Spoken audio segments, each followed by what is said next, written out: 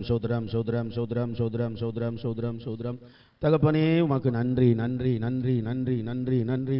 அல்லேலூயா. கிருபை கிருபை கிருபை கிருபை கிருபை கிருபை கிருபை கிருபை. எங்கள் அன்பின் பரமபிதாவே தகப்பனே, இப்பொழுதும் கூட உடைய வார்த்தைக்காய் காத்திருக்கிறோம். பரத்திலிருந்து மன்னாவை நீங்க தாங்கப்பா. வாரந்தோறும் உடைய வருகையின் சத்தியத்தை அறிந்து கொண்டு வருகிறோம். வியாழக்கிழமை தோறும் இன்றைக்கும் உடைய வருகையின் சத்தியத்தை அறிந்து கொள்ள கர்த்தர் கிருபை செய்யுங்க. ஆசீர்வதிங்க, பலப்படுத்துங்க. மீட்பரும் இரட்சகருமாகிய இயேசு கிறிஸ்துவின் இன்ப நாமத்தில் ஜெபம் கேளும் நல்ல பிதாவே. ஆமேன் ஆமேன் ஆமேன் ஆமேன். நாம் வாரந்தோறும் வியாழக்கிழமை வருகையின் சத்தியத்தை அறிந்து கொண்டு வரோம். அதோடு கூட வருகைக்கு ஆயத்தப்பட என்ன செய்ய வேண்டும் என்பதை குறித்து பார்க்கிறோம். யார் வருகையில் எடுத்துக்கொள்ளப்படுவார்கள், யார் எடுத்துக்கொள்ளப்பட மாட்டார்கள், இதெல்லாம் நம்ம பார்த்துக்கொண்டே வரோம். ஸோ இன்னைக்கு என்ன பார்க்க போறோம்? வெளிப்படுத்தின விசேஷம் 22ஆம் அதிகாரம் 11-12 வசனங்களை வாசிங்க. அநியாயம் செய்கிறவன் இன்னும் அநியாயம் செய்யட்டும், அசுத்தமாய் இருக்கிறவன் இன்னும் அசுத்தமாய் இருக்கட்டும், நீதியுள்ளவன் இன்னும் நீதி செய்யட்டும், பரிசுத்தம் உள்ளவன் இன்னும் பரிசுத்தமாகட்டும். இதோ சீக்கிரமாய் வருகிறேன், அவன் அவனுடைய கிரியைகளின்படி அவன் அவனுக்கு நான் அளிக்கும் பலன் என்னோடே கூட வருகிறது. இந்த வசனங்களிலே யார் பரலோகத்துக்கு வருவார்கள், யார் பரலோகத்துக்கு வர மாட்டார்கள் என்பதை குறித்து தேவன் இங்கே தெளிவாக சொல்லியிருக்கிறார். முதலாவது, அநியாயம் செய்கிறவர்கள் நிச்சயமா வர முடியாது. இரண்டாவது, அசுத்தமாக இருக்கிறவர்களும் வர முடியாது. இதுல இன்னொரு கடினமானது என்ன? நீதி உள்ளவர்கள் இன்னும் நீதி செய்யட்டும் அப்படின்னு. அப்ப இப்ப இருக்கிற நீதி காணாது, இன்னும் நீதி பண்ணுங்க. பரிசுத்தம் உள்ளவன் இன்னும் பரிசுத்தமாகட்டும் அப்படின்னா, இன்னும் பரிசுத்தப்படு, இன்னும் பரிசுத்தப்படு இல்லையா? நான் ஸ்டார்டிங்ல சொன்ன பாருங்க, அந்த ஞானஸ்நானம் கொடுப்பதற்கு தேவன் என்னை பரிசுத்தப்படுத்தணும், இன்னும் பரிசுத்தப்படுத்தணும். அப்போ அந்த வாஞ்சை வரும் பொழுது நம்மை பரலோகத்திலே சேர்த்துக் கொள்கிறார். ஸோ இந்த முதல் ரெண்டு கூட்டத்தை இன்னைக்கு நம்ம பார்க்க போறோம். இந்த ரெண்டு கூட்டத்தார் யாரு? அநியாயம் செய்கிறவர்கள் யாரு? அநியாயம்னா என்ன? அநியாயம் செய்கிறவர்கள் யாரு? 1 கொரிந்தியர் 6ஆம் அதிகாரம் 9, 10, 11 வசனங்களை வாசிங்க. அநியாயக்காரர் தேவனுடைய ராஜ்யத்தை சுதந்திரிப்பதில்லை என்று அறியீர்களா? வஞ்சிக்கப்படாதிருங்கள். வேசிமார்க்கத்தாரும் விக்கிரக ஆராதனைக்காரரும் விபச்சாரக்காரரும் சுயபுணர்ச்சிக்காரரும் ஆண் புணர்ச்சிக்காரரும் திருடனும் பொருளாசைக்காரரும் வெறியரும் உதாசீனரும் கொள்ளைக்காரரும் தேவனுடைய ராஜ்யத்தில் சுதந்திரிப்பதில்லை. உங்களில் சிலர் இப்படிப்பட்டவர்களாய் இருந்தீர்கள். ஆயினும் கர்த்தராகிய இயேசுவின் நாமத்தினாலும் நமது தேவனுடைய ஆவியினாலும் கழுவப்பட்டீர்கள், பரிசுத்தமாக்கப்பட்டீர்கள், நீதிமான்களாக்கப்பட்டீர்கள். இப்ப அநியாயக்காரர் யாரு அப்படின்னு எழுதியாச்சு, தெளிவா இருக்கு. இவங்க எல்லாம் அநியாயக்காரர் அப்படின்னு எழுதியிருக்கு. யாரு? முதல்ல கர்த்தர் சொல்றாரு, அநியாயக்காரர் தேவனுடைய ராஜ்யத்தை சுதந்தரிப்பது இல்லைன்னு சொல்லிட்டார். முதல்ல எந்த அநியாயக்காரர்? இந்த லிஸ்ட்ல இருக்கிறவங்க. இப்ப அநியாயக்காரர் யாரு? முதல்ல ஆண்டவர் சொல்றாரு, வஞ்சிக்கப்படாதிருங்கள் அப்படின்னா, வஞ்சிக்கப்படுகிறவர்களும் அநியாய கூட்டத்துக்குள்ள போயிருவீங்க. வஞ்சிக்கப்படுகிறவங்க யாருன்னு நம்ம ஏற்கனவே பிரசங்கம் பண்ணியிருக்கிறோம் இல்லையா? ஆண்டவர் சொல்ற முதல் இதே வஞ்சிக்கப்படாதுங்கிறத மத்திய 24 சொல்லியிருப்பார். ஸோ முதல்ல வஞ்சிக்கப்படுகிறவர்கள் அவர்களும் அநியாயக்காரர். ஏன்? அறிவில்லாமையால் அநியாயமா அவங்க மாட்டிக்கிறாங்கன்னு வேதம் சொல்லுது. அறிவில்லாமையால் என் பிள்ளைகள் சீர்கெட்டு போகிறார்கள்னு வேதம் சொல்லுகிறது. அப்ப முதல்ல நீங்க வஞ்சிக்கப்பட்டு போனா, எந்த விஷயத்திலாவது வஞ்சிக்கப்பட்டு போனீர்களானால், அதாவது கர்த்தரை தவிர இதுதான் பெருசு அதுதான் பெருசுன்னு போறதான் வஞ்சனை, அதுல மாட்டக்கூடாது. ரெண்டாவது, வேசி மார்க்கத்தார். வேசி மார்க்கத்தார் அவங்க அநியாயக்காரர். அடுத்து மூணாவது, விக்கிரக ஆராதனைக்காரர் அநியாயக்காரர். அடுத்து விபச்சாரக்காரரும் அநியாயக்காரர், சுய புணர்ச்சிக்காரரும் அநியாயக்காரர், ஆண் புணர்ச்சிக்காரரும் அநியாயக்காரர், திருடனும் அநியாயக்காரர், பொருளாசைக்காரனும் அநியாயக்காரர், வெறியர் எதுலனாலும் வெறி, ஆமா அவனும் அநியாயக்காரர், உதாசீனரும் அநியாயக்காரர், கொள்ளைக்காரரும் அநியாயக்காரர். இப்படிப்பட்டவர்கள் தேவனுடைய ராஜ்யத்தை சுதந்தரிப்பது இல்லை அப்படின்னாச்சு. கீழே 11வது வசனத்தை நல்லா கவனிச்சு பாருங்க. இவ்வளத்தையும் சொல்லிட்டு ஆண்டவர் சொல்றாரு, உங்களில் சிலர் இப்படிப்பட்டவர்களா இருந்தீர்கள். ஆயினும் கர்த்தராகிய இயேசுவின் நாமத்தினாலும் நமது தேவனுடைய ஆவியினாலும் கழுவப்பட்டீர்கள். இங்க இயேசுவின் இரத்தத்தால் கழுவப்பட்டதை சொல்லல. இயேசுவின் இரத்தத்தால் கழுவப்படுவது ரட்சிப்பு. இங்க எதை வச்சு கழுவப்படுறோம்? இயேசுவின் நாமத்தினாலும் தேவனுடைய ஆவியினாலும் கழுவப்பட்டீர்கள். இது என்னது? இது ஞான ஸ்நானம். என்னைக்கு நீங்க ஞான ஸ்நானம் எடுத்தீர்களோ அன்றைக்கு நீங்கள் பரிசுத்தமாக்கப்பட்டீர்கள், நீதிமான்கள் ஆக்கப்பட்டீர்கள். அப்ப மூழ்கி ஞான ஸ்நானம் எடுத்த எல்லாருக்கும் ஒரு தைரியம் இருக்கட்டும், ஒரு சந்தோஷம் இருக்கட்டும். நீங்க அநியாயக்காரர் கூட்டத்தில் கிடையவே கிடையாது. ஆமா, யாரெல்லாம் மூழ்கி ஞான ஸ்நானம் எடுத்து விட்டீர்களோ நீங்க இந்த அநியாயக்காரர் லிஸ்ட்ல இருக்கவே மாட்டீங்க. யோபு 29ஆம் அதிகாரம் 17ஆம் வசனம் சொல்லுகிறது, நான் அநியாயக்காரருடைய கடைவாய் பற்களை உடைத்து அவர்கள் பறித்ததை அவர்கள் பற்களில் இருந்து பிடுங்கினேன். அநியாயக்காரருக்கு கர்த்தர் கொடுக்கிற பனிஷ்மெண்ட் என்னது? கொஞ்சம் அந்த பாக்ஸிங் மைண்ட்ல வச்சு பாருங்க. பாக்ஸிங் பண்றாங்கல்ல, அந்த மாதிரி கர்த்தர் என்ன செய்வாராம்? நான் அநியாயக்காரருடைய கடவாப்பல் உள்ள இருக்கு, ஸ்ட்ராங்கா இருக்கு, இருக்கிறதுல முன்பல்ல ஈஸியா உடைச்சிடலாம், முன்பல்ல ஒரு குத்துல உடைச்சிடலாம், ஆனா கடவாப்பல்ல உடைக்க முடியாது. ஆனா அந்த அநியாயக்காரர் கடவாப்பல்ல கூட கர்த்தர் என்ன செய்வாராம்? ஒரு பஞ்சி, அவ்வளவுதான், ஒரு அறையில அவன் கடவாப்பல உடைச்சி அவர்கள் பறித்ததை அவர்கள் பற்களிலிருந்து பிடுங்குவேன். இல்லையா? வேதம் சொல்லுகிறது, என் பிள்ளைகளை மாம்சத்தை பட்சிப்பதை போல பட்சிக்கிறார்களே. சிக்கன் சாப்பிடும்போது பல்லுல மாட்டுது பாருங்க. அந்த மாதிரி கர்த்தருடைய பிள்ளைகளை இந்த அநியாயக்காரர்கள் என்ன பண்றாங்க? பட்சிக்கிறாங்க. அப்படிப்பட்டவர்களை தேவன் ரெண்டு அறை கொடுத்து எப்படிலாம் பட்சிப்பார்கள்? கடனை கொடுத்து பிள்ளைகளை பட்சித்து வச்சிருப்பாங்க. கர்த்தருடைய பிள்ளை கஷ்டப்பட்டுக்கிட்டே இருக்கும். அவன் உலகத்தான் ரொம்ப செழிப்பா இருப்பான். அநியாய வட்டிக்கு கடனை கொடுத்து கர்த்தருடைய பிள்ளையை அடிமைப்பட்டு வச்சிருப்பான். கர்த்தரும் எவ்வளவோ சொல்லி பார்ப்பார், என்னடே அது ஏன் பிள்ளை, கடனை கொஞ்சம் மன்னிச்சு விடு, நம்ம கடன் நிறைய வட்டி வாங்கிட்ட மன்னிச்சு விடுன்னு ஆண்டவர் பேசுவார்.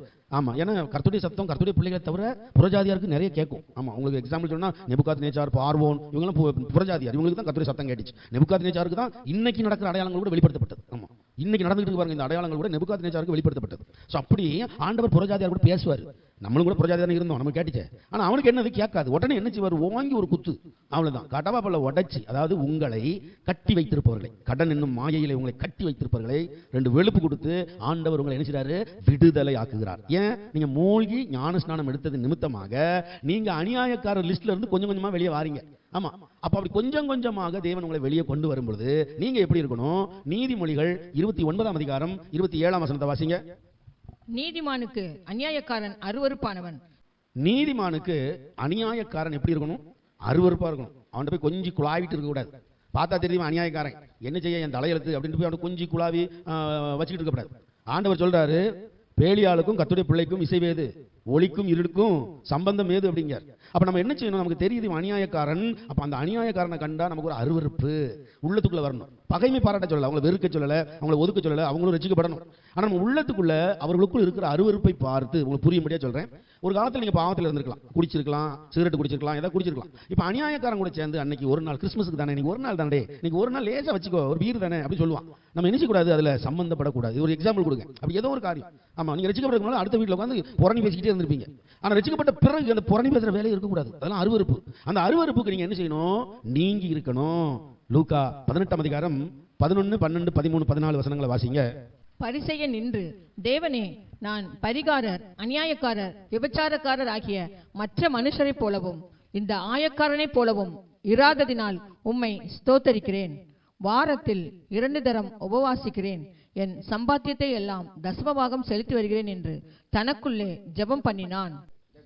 ஆயக்காரன் தூரத்திலே நின்று தன் கண்களையும் வானத்துக்கு ஏறெடுக்க துணியாமல் தன் மார்பிலே அடித்துக்கொண்டு, தேவனே, பாவியாகிய என்மேல் கிருபையாய் இரும் என்றான். அவன் அல்ல, இவனே நீதிமானாக்கப்பட்டவனாய் தன் வீட்டுக்கு திரும்பி போனான் என்று உங்களுக்கு சொல்லுகிறேன். ஏனெனில் தன்னை உயர்த்துகிறவன் எவனும் தாழ்த்தப்படுவான், தன்னை தாழ்த்துகிறவன் உயர்த்தப்படுவான் என்றான். பாருங்க, இந்த பரிசேயன் கர்த்தருக்கு முன்பாக தன்னை மேன்மை பாராட்டும்படியாக, இதுவும் அநியாய லிஸ்ட்ல வருது. இதுவும் அநியாய லிஸ்ட். என்ன பண்றான் இவன்? ஆண்டவருக்கு முன்னால தேவ சமூகத்தில் வந்து நின்றுகிட்டு இந்த பரிசேயன் சொல்றான், தேவனே, நான் இந்த பரியாசக்காரர், அநியாயக்காரர், விபச்சாரக்காரர் ஆகிய மற்ற மனுஷரை போலவும் இந்த ஆயக்காரனை போலவும் இராததினால் உம்மை ஸ்தோத்தரிக்கிறேன். வாரத்தில் 2 தரம் உபவாசிக்கிறேன். என் சம்பாத்தியில் எல்லாம் தசமபாகம் செலுத்தி வருகிறேன் என்று தனக்குள்ளே ஜெபம் பண்ணினான். என்ன சொல்றான்? ஒன்னொன்னா தான் செய்யற நன்மையெல்லாம் சொல்லி சொல்லி சொல்லி ஆண்டவர் சொல்லிட்டு இருக்கான். நான் அடிக்கடி சொல்லுவேன், வேதம் சொல்லுகிறது வலது கை செய்வது இடது கைக்கு தெரியக்கூடாது அப்படின்னு பைபிள்ல இருக்கு. அப்ப நம்ம செய்யற காரியம் பிறருக்கு தெரியப்படுத்தினால் அவர்கள் அநியாயக்காரர் என்று வேதம் சொல்லுகிறது. இந்த பரிசேயன் அப்படித்தான் சொன்னான். நான் அப்படி இருக்கேன், நான் இப்படி இருக்கேன், நான் உபவாசம் இருக்கேன், நான் தசமபாகம் கொடுக்கேன், நான் அதை செய்யறேன், இதை செய்யறேன், நான் ஊழியம் பண்றேன், அப்படி இப்படின்னு நம்ம டம்பாரா அடிச்சிட்டோம்னா நாம அநியாயக்காரர் லிஸ்ட்ல வந்துருவோம். அப்போ அந்த பலன் பூமியிலே முடிஞ்சு போகும், பரலோகத்துக்கு வராது.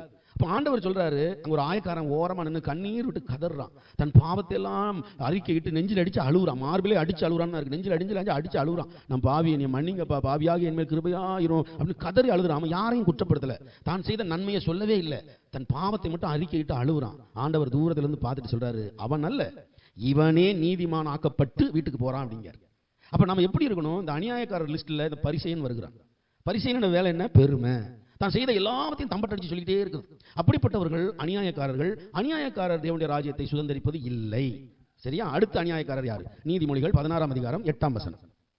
அநியாயமாய் வந்த அதிக வருமானத்திலும் நியாயமாய் வந்த கொஞ்ச வருமானமே உத்தமம். வருமானம் இருக்கு பாருங்க, நம்ம சம்பாதிக்கிற சம்பாத்தியம், அதையும் கர்த்தர் சில அநியாய லிஸ்ட்ல கொண்டு வரார். என்னது அநியாயம்? அநியாயமா வந்த அதிக வருமானம். வருமானத்துல 2 வகை இருக்கு இல்லையா? நியாயமாக வருகிற வருமானம், அநியாயமாக வருகிற வருமானம். நம்ம ரொம்ப கரெக்டா இருக்கணும். வருமானம் எப்படி வருது? நம்ம உழைச்சி, கடின உழைப்பு. சிலர்லாம் உழைக்கிற உழைப்பை பார்த்தா கஷ்டமா இருக்கு. அவங்க உழைக்கிற உழைப்பு எடுத்து ஊழியத்துக்கு தள்ளி செலவழிக்கிறாங்க. ஆமா, அதுக்காக பிரயாசப்படுறாங்க பாருங்க, பயங்கர பாடுபடுறாங்க. ஆமா, பயங்கரமா பாடுபட்டு உழைச்சி அந்த உழைப்பின் பகுதியை ஆண்டவருக்கு அதிகமாக செலுத்துறாங்க. நான் அவங்களுக்காக ரொம்ப அதிகமாக ஜெபிப்பேன். அப்படி ஆட்களை நமக்கு பார்த்தாலே தெரியும். நம்ம ஊழியக்காரங்க விளையாட்டு கிடையாது. கர்த்தருக்குள் இருக்கிற ஊழியக்காரங்க ஆவிக்குள் எல்லாத்தையும் நிதானித்து அறிவார்கள். வேதம் சொல்லுகிறது, கர்த்தருடைய பிள்ளையை ஒருவராலும் நிதானிக்க முடியாது, ஆனால் கர்த்தருடைய பிள்ளை எல்லாரையும் நிதானித்து அறிகிறான்னு இருக்கு இல்லைங்களா? ஸோ நிச்சயமா நமக்கு தெரியும். அப்போ அநியாயமா வருகிற அதிக வருமானத்து மேல இஷ்டம் வைக்கக்கூடாது. நமக்கு தெரியுது இந்த வருமானம் அநியாயம். இப்படி அநியாயமா வர வருமானத்தை பார்த்து பரவாயில்ல, அது லட்சக்கணக்கில் வருது. ஆனா அநியாயமா வந்தா அது அநியாயக்காரன், அது பரலோகத்தில் வரவே வராது. நியாயமாய் வந்த கொஞ்ச வருமானமே உத்தமம் என்று சொல்லப்பட்டிருக்கிறது. அப்ப அநியாயக்காரன் லிஸ்ட்ல அநியாயமா சம்பாதிக்கிறவன் வந்துடுறான். அடுத்தது ஏசாயா 10:2-3 வசனங்களை வாசிங்க. விசாரிப்பின் நாளிலும் தூரத்திலிருந்து வரும் பால் கடிப்பின் நாளிலும் நீங்கள் என்ன செய்வீர்கள்? உதவி பெறும்படி யாரிடத்தில் ஓடுவீர்கள்? உங்கள் மகிமையை எங்கே வைத்து விடுவீர்கள்? இந்த அநியாயக்காரராகவே இருந்து கர்த்தருக்கு பிடிக்காத, இப்ப நம்ம வாஸ்த எல்லாம் வசனத்திலையும் எழுதியிருக்கு பாருங்க, இதெல்லாம் செய்யக்கூடாதுன்னு இருக்கு. இவர்கள் எல்லாம் அநியாயக்காரர்கள் அப்படின்னு இருக்கு. சோ இந்த அநியாயக்காரர்கள் லிஸ்ட்ல நம்ம என்ன செஞ்சிடக்கூடாது, வந்துடக்கூடாது. ஏனென்றால் விசாரிப்பின் நாளில், ஆமா ஒரு நியாய விசாரிப்பு இருக்கு. அந்த விசாரிப்பின் நாளிலே தூரத்திலிருந்து வரும் பால் கடிப்பின் நாளிலும் நீங்கள் என்ன செய்வீர்கள்? இப்ப பக்கத்துல கிருபையின் காலம் தான் இருக்கு. கண்ணுக்கு எட்டின தூரம் வர உபத்திரவ காலம் இல்லை. ஆனா ஒரு நாள் தூரத்தில் இருந்து அந்த உபத்திரவ காலம் வரும். அதான் பால் கடிப்பின் நாள். அந்த உபத்திரவ காலம் வரும் பொழுது நீங்கள் என்ன செய்வீர்கள் அப்படின்னு என்ன அர்த்தம்? கிருபையின் காலத்துல என் பிள்ளையே நீ வருகைக்கு ஆயத்தப்படாம, இந்த கிருபையின் காலத்துல நீ அநியாயக்காரன் என்னெல்லாம் செய்யறானோ, இப்ப வாஸ்த எல்லாம் அநியாயக்காரன் செய்வது, இதெல்லாம் செய்யறியோ, நீ அந்த பால் கடிப்பின் நாளிலே என்ன செய்ய போற? விசாரிப்பின் நாளில் நீ என்ன செய்ய போற? நீ உதவி பெறும்படி யாரிடத்தில் ஓடுவாய்? உங்கள் மகிமையை எங்கே வைத்து விடுவீர்கள்? தேவ ஜனமே, அப்ப அந்த விசாரிப்பின் நாளுக்கு நம்ம எச்சரிக்கையா இருக்கணும். வரப்போற உபத்திரவ நாளை குறித்து பயப்படாம இந்த கிருபையின் காலத்துல கர்த்தருடைய வருகைக்கு என்ன செய்யணும்? ஆயத்தப்படணும். அப்ப நமக்கு வருகிற வருமானம் சரியான விதத்தில் வருகிறதா? இது என் உடல் உழைப்பு, என் அறிவை கொண்டு நான் சம்பாதிப்பது, என் பிரயாசத்தினால சம்பாதிப்பது, இது அநியாயமா வரல அப்படின்னா ரொம்ப சந்தோஷம். அதை பத்தி தப்பே கிடையாது. நீங்க லட்சமா சம்பாதிக்கலாம். இப்ப லட்சம் சம்பாதிப்பு தப்புன்னு கருத்து சொல்லவே இல்லை. கோடிகள் சம்பாதிக்கலாம், தப்பு கிடையாது. ஆனா வருவது எல்லாமே நியாயமாய் வர வேண்டும். எரேமியா 17 முதல்ல 11 வாசிங்க, அப்புறம் 10 வாசிங்க. அநியாயமாய் ஐஸ்வர்யத்தை சம்பாதிக்கிறவன் முட்டையிட்டு அபயங்காத்து குஞ்சு பொறிக்காமல் போகிற கவுதாரிக்கு சமானமாய் இருக்கிறான்.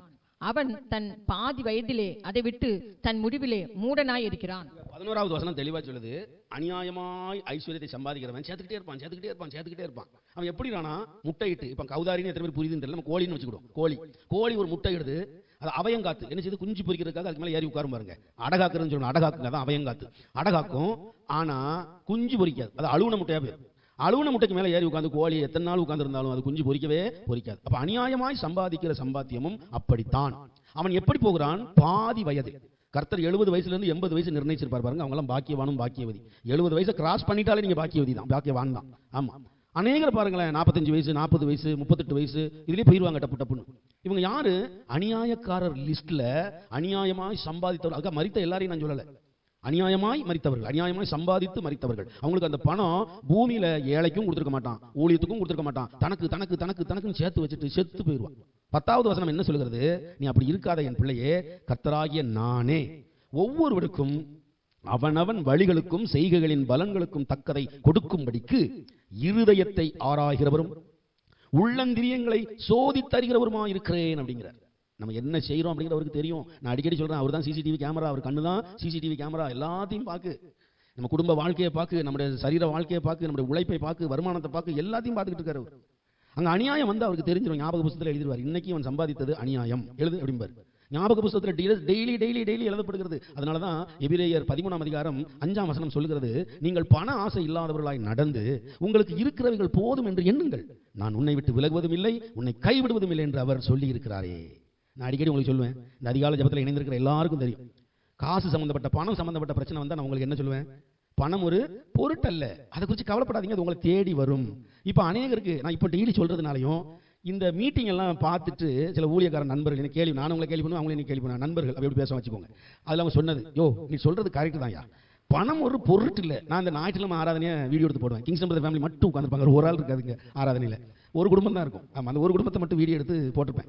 ஆமாப்பா, ஒரு குடும்பம் தான் எங்கள்கிட்ட இருக்குது அப்படின்னு. பெரிய பெருமெல்லாம் பெரிய சபை கிடையாதுங்கிறது நான் சொல்லுவேன், ஓப்பனாக சொல்லுவேன். அப்போ சொல்லுவேன். அதில் என் நண்பர் கேட்குறாரு, நேற்று இந்த கூட்டத்தை பார்த்துட்டு மக்கள் சாப்பிட்ற சாப்பாடு அந்த வீடியோ பார்த்துட்டு எனக்கு போட்டிருக்காரு, என் வாட்ஸ்அப்பில் பேசியிருக்காரு.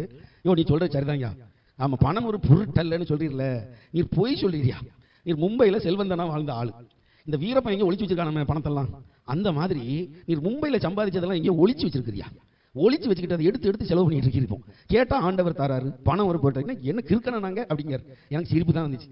ஊழியக்காரனே இப்படி சந்தேகப்பட்டா என்னையா செய்யறது, உன் விசுவாசம் எங்கே போச்சு, உன் விசுவாசத்தில் மண்ணலி போட அப்படின்னு. பாருங்க, சிலருக்கு இந்த அவிசுவாசத்தினால தான் பணத்துக்கு பின்னாலேயே ஓடுறது. காலத்தையே தூச்சிக்கொள்ளு, ஆமாம் அதனால நான் காலத்தையே தூச்சிக்கொள்ளுவேன். காலமே இல்லாமல் போயிட்டா என்ன செய்வேன்? கர்த்தருடைய பாதத்தில் அமர்ந்து விடு. உலகத்தை படைத்த கர்த்தர், உன்னை படைத்த கர்த்தர், உனக்கு என்ன வேணும்னு அவருக்கு தெரியாதா? உன் விசுவாசம் எங்க போச்சு? இந்த விசுவாச குறைச்சலினால தான் மனிதர்கள் கர்த்தரை விட்டுட்டு பொருளாதாரத்துக்கு தேடி தேடி தேடி தேடி ஓடி. அதை தேடக்கூடாதுன்னு சொல்லவே இல்லை, திரும்பவும் சொல்லுகிறேன். நீங்க சம்பாதிங்க, உழைங்க, நல்ல வருமானம் ஈட்டுங்க. ஆனா அது எந்த வழியில் வருகிறது என்பதை மட்டும் யோசிங்க.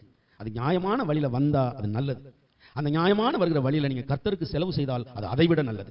ஏன்னா வேதம் சொல்லுகிறது, நான் உன்னை விட்டு விலகுவதும் இல்லை, உன்னை கை விடுவதும் இல்லை என்று அவர் சொல்லி இருக்கிறாரே.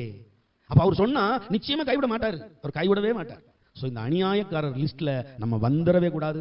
இந்த அநியாயக்காரர் குறித்து நிறைய இருக்கு, நமக்கு நேரம் இல்லாதனால அதை முடிச்சுட்டு ரெண்டாவது பாயிண்ட்டுக்கு வந்துடுறேன். ரெண்டாவது ஆண்டவர் என்ன சொன்னாரு? அநியாயக்காரர் முதல்ல சொல்லிட்டாரு. ரெண்டாவது, அசுத்தமா இருப்பவன் இன்னும் அசுத்தமா இருந்துக்கோ அப்படிங்கிறார். அந்த அசுத்தம் என்னது அசுத்தம்? நிறைய பேருக்கு அசுத்தம்னா தெரியாது. ஆமா, அசுத்தம்னா ஏதோ ரோட்ல ஒரு ஐயரவு கிடக்கு மிதிச்சுட்டா அசுத்தம். ஆமா, சில அசுத்தங்களை வேதத்தில் நமக்கு சொல்லி தரார் கர்த்தர். மத்தேயு 23ஆம் அதிகாரம் 27, 28 வசனங்களை வாசிங்க. மாயக்காரராகிய வேத பாரகரே, பரிசேயரே, உங்களுக்கு ஐயோ! வெள்ளையடிக்கப்பட்ட கல்லறைகளுக்கு ஒப்பாய் இருக்கிறீர்கள். அவைகள் புறம்பே அலங்காரமாய் காணப்படும், உள்ளேயோ மரித்தவர்களின் எலும்புகளினாலும் சகல அசுத்தத்தினாலும் நிறைந்திருக்கும். அப்படியே நீங்களும் மனுஷருக்கு நீதிமான்கள் என்று புறம்பே காணப்படுகிறீர்கள், உள்ளத்திலோ மாயத்தினாலும் அக்கிரமத்தினாலும் நிறைந்திருக்கிறீர்கள். பெரிய அசுத்தம் பாருங்க. தன்னை பெரிய நீதிமானாக காட்டிக்கொள்வார்கள். ஆமா, தன்னை பெரிய நீதிமானாக காட்டிக்கொள்வார்கள். நான் அதனால தான் சொல்லுவேன், இப்போ ஜான கூட நம்பாதீங்க. நிறைய பேர் என்னை பார்த்து, எப்பா வாழ்ந்த பாஸ்டர் மாதிரி வாழணும்ப்பா, எந்த வித ஒன்றும் இல்லையா, மனுஷன் எப்படித்தான் இருக்காரு அப்படின்னு சொல்லி, நீ நம்பாத அப்படிமே. நீ நம்பாத, என் வெளி தோற்றத்தை நீ பார்க்காத. என் உள்ளம் எப்படி இருக்கணும் தெரியுமா, என் கண் பார்வை எப்படி இருக்கணும் தெரியுமா, என் பேச்சு எப்படி இருக்கணும் தெரியுமா, என்னை முழுவதும் அறிந்தவர் கர்த்தர் மட்டும்தான். இனி நம்பாத, நீ கடவுள் ரேஞ்சு கொண்டு வராத. நீங்க சொல்ற ரேஞ்சுக்கெல்லாம் நான் கிடையாதுங்க, நான் சாதாரண ஆளு, நான் பாவிகளில் பிரதான பாவி. அப்போஸ்தலன் பவுல் தன்னை அப்படித்தாங்க சொல்றாரு, அவர் பெரிய அப்போஸ்தலர். ஆனா பவுல் என்ன சொல்றாரு? பாவிகளில் பிரதான பாவி அப்படிங்கிறார். அப்ப நம்மை நாமே மேன்மை பாராட்டி வெள்ளை அடிக்கப்பட்ட கல்லறையா இருந்துடவே கூடாது. உள்ளுக்குள்ள எல்லா அசுத்தத்தையும் வச்சுக்கிட்டு வெள்ளை அடிக்கப்பட்ட கல்லறையா காமிச்சுக்கிட்டே திரிவாங்க. ஆமா, எனக்கு இந்த பிரசங்கம் பாருங்க, இன்னைக்கு வரைக்கும் பிரசங்கத்துல ஆண்டவர் என்ன சொல்லுகிறார் என்றால் எனக்கு இதெல்லாம் வரவே வராது.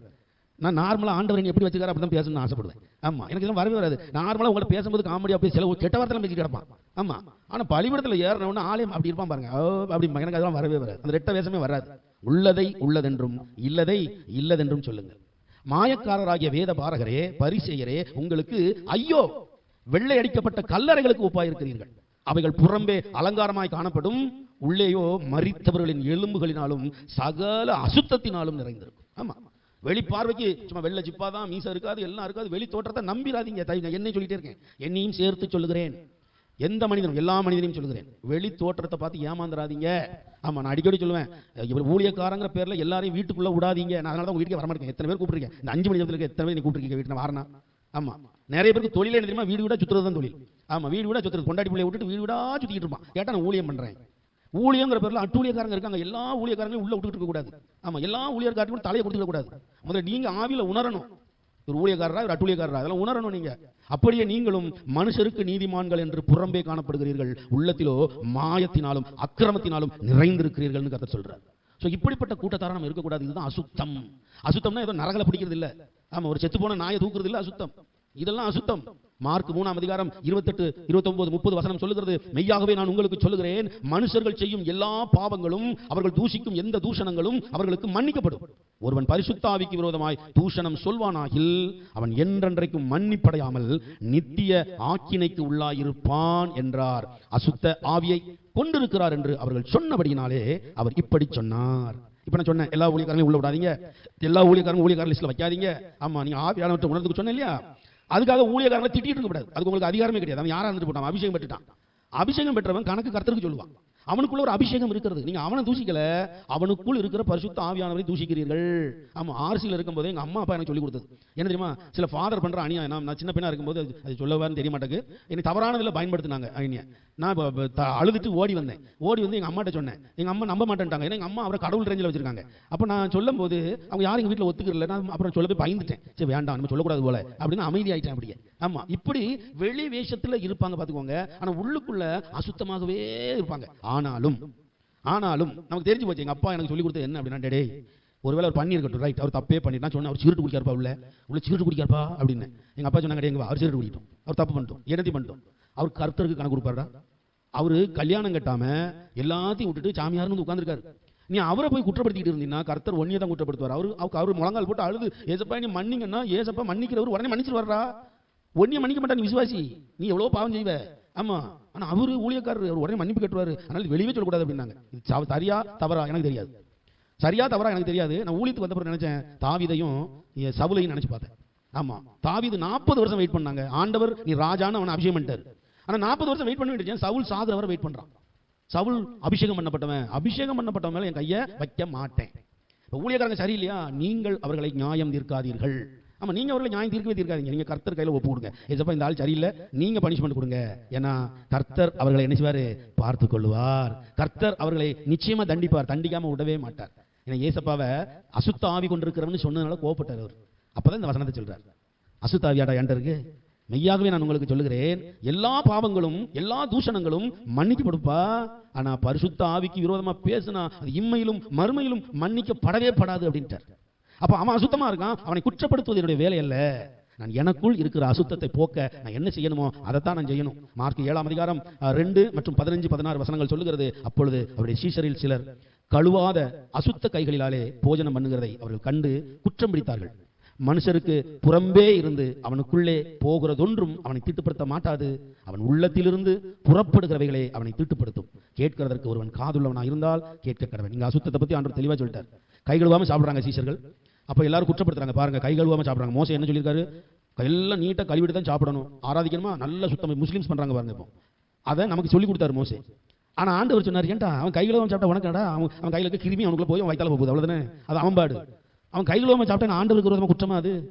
மனுஷருக்கு புறம்பே இருந்து அவனுக்கு உள்ளே போகிறது ஒன்றும் அவனை தீட்டுப்படுத்தவே படுத்தாது, ஆனா அவன் உள்ளத்திலிருந்து புறப்படுகிறவைகளே அவனை தீட்டுப்படுத்தும்.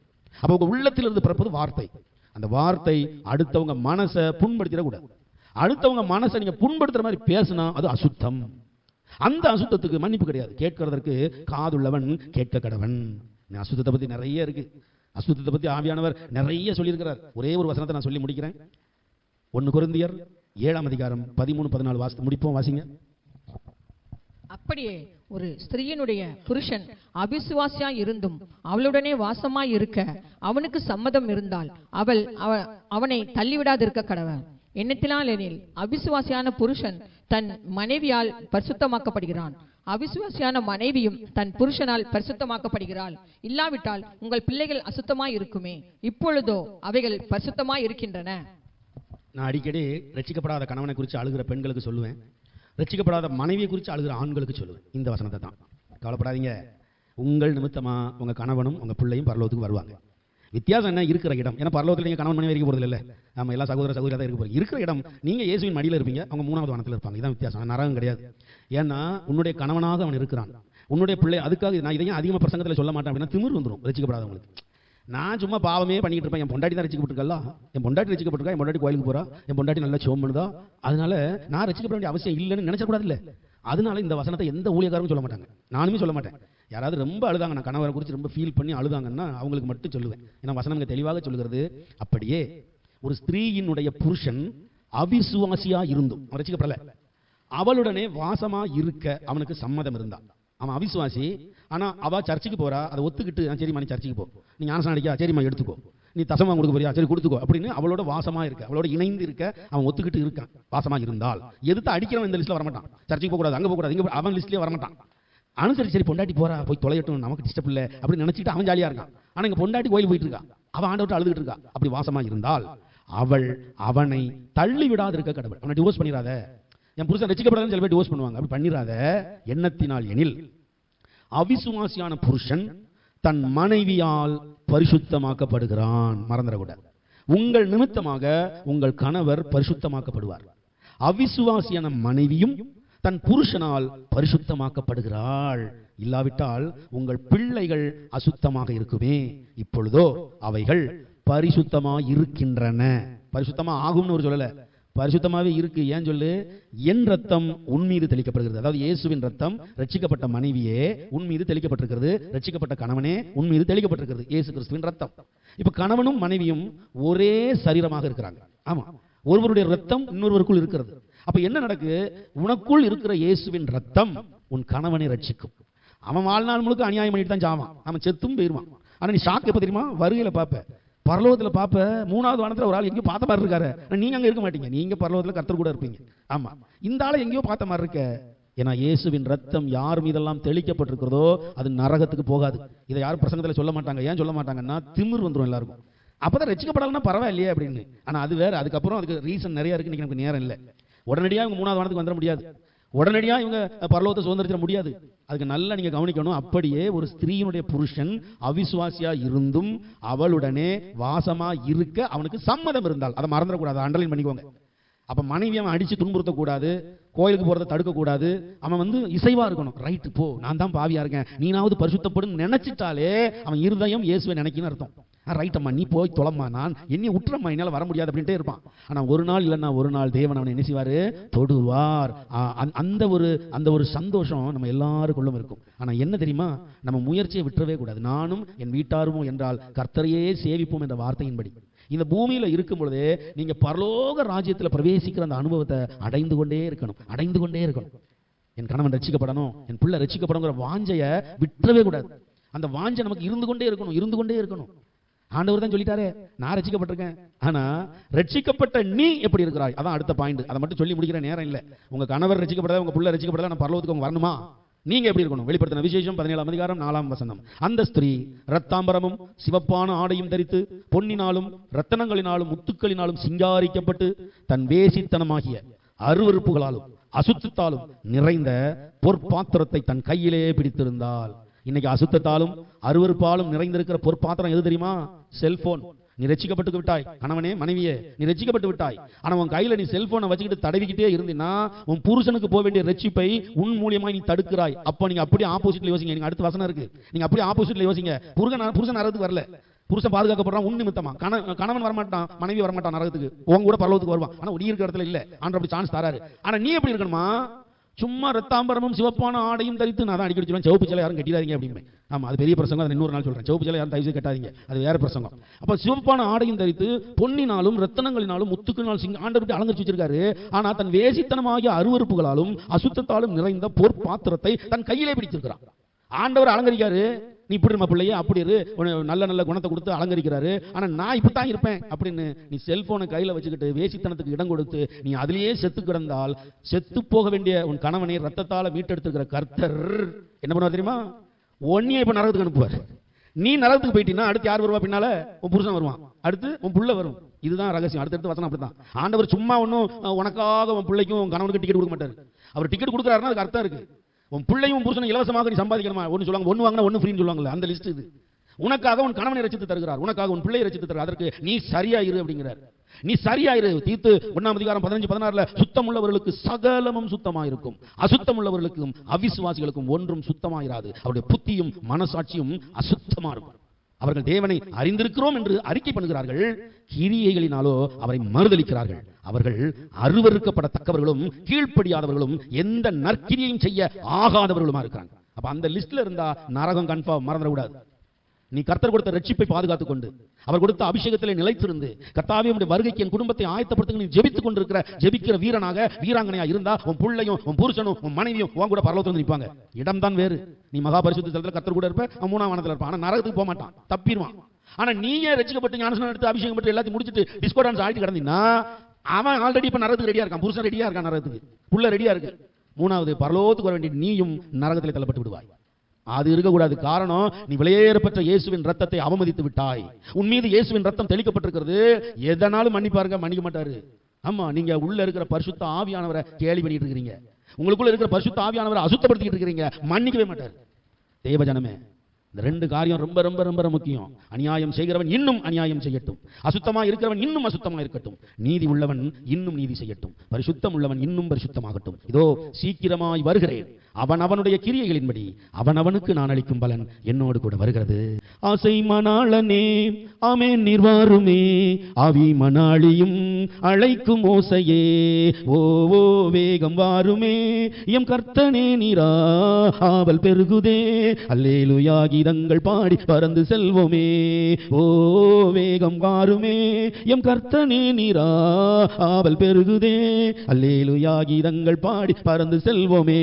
சுத்த பிரகாசமாம் துயரின் நீதியாம் சித்திர தையலாம் தேசோடை அணிந்தாள், சுத்த பிரகாசமாம் துயரின் நீதியாம் சித்திர தையலாம் தேசோடை அணிந்தாள், ஓ வேகம் வாருமே எம் கர்த்தனே நீரா ஆவல் பெருகுதே, அல்லேலூயா கீதங்கள் பாடி பறந்து செல்வோமே.